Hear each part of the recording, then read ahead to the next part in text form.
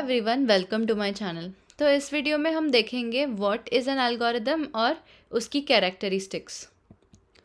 तो firstly algorithm क्या होता है? तो एल्गोरिदम एक स्टेप बाय स्टेप प्रोसीजर होता है किसी प्रॉब्लम को सॉल्व करने के लिए। उसमें फाइनाइट सीक्वेंस ऑफ इंस्ट्रक्शंस होते हैं और वो एक इनपुट को आउटपुट में कन्वर्ट करता है उसको प्रोसेस करके। हर एक एल्गोरिदम क्लियर होना चाहिए, करेक्ट होना चाहिए और इफ़ेक्टिव होना चाहिए। और उसके कुछ एग्जांपल्स देखें, मतलब डेली यूसेज देखें उसका, तो वो कुकिंग में हो सकता है, सर्चिंग में हो सकता है या फिर कोई कैलकुलेशंस करने में। फॉर एग्जांपल अभी कुकिंग में समझो हम मैगी बना रहे हो। मैगी बनाते समय हमें कुछ स्टेप्स फॉलो करने पड़ते हैं। तो फर्स्ट हम पानी उबालेंगे, उसमें उसका वो मसाला और वो केक डालेंगे, उसको कुक होने देंगे कुछ देर के लिए और फिर सर्व करेंगे। अभी यहाँ पर हमने कुछ स्टेप्स फॉलो की हमें आउटपुट मिलने के लिए कुछ इनपुट से, तो उसे ही एल्गोरिदम बोलते हैं। अभी उसकी कैरेक्टरिस्टिक्स देखी जाए तो फिर उसमें इनपुट होता है। इनपुट एक तो ज़ीरो या फिर उससे ज़्यादा इनपुट्स हम लोग ले सकते हैं। आउटपुट में एटलीस्ट वन आउटपुट उसका प्रोड्यूस होना चाहिए। डिफाइनाइटनेस मतलब हर एक स्टेप क्लियर होना चाहिए और उसमें रिपीटेटिवनेस मतलब एम्बिग्विटी नहीं होनी चाहिए।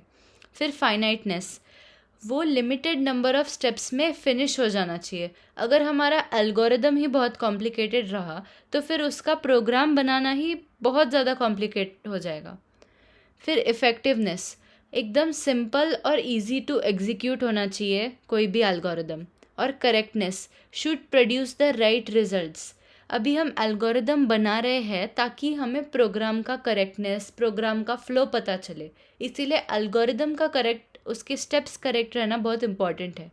और should work for different valid inputs, मतलब अभी अगर हमने कैलकुलेटर का समझो एग्जाम्पल लिया, हम उसका एल्गोरिदम बना रहे हो, उसके इनपुट्स क्या होने चाहिए?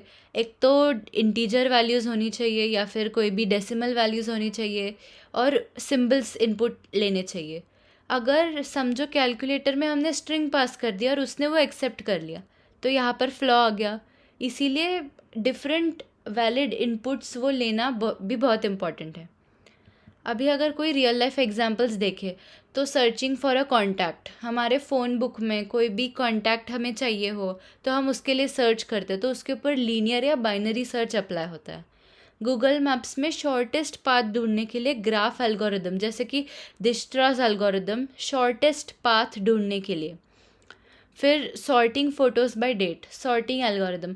अभी सॉर्टिंग में जैसे कि अब असेंडिंग ऑर्डर में सॉर्ट करना, डिसेंडिंग ऑर्डर में सॉर्ट करना या फिर कलर वाइज कुछ चीज़ें सॉर्ट करना, वहाँ पर सॉर्टिंग एल्गोरिदम यूज़ होता है।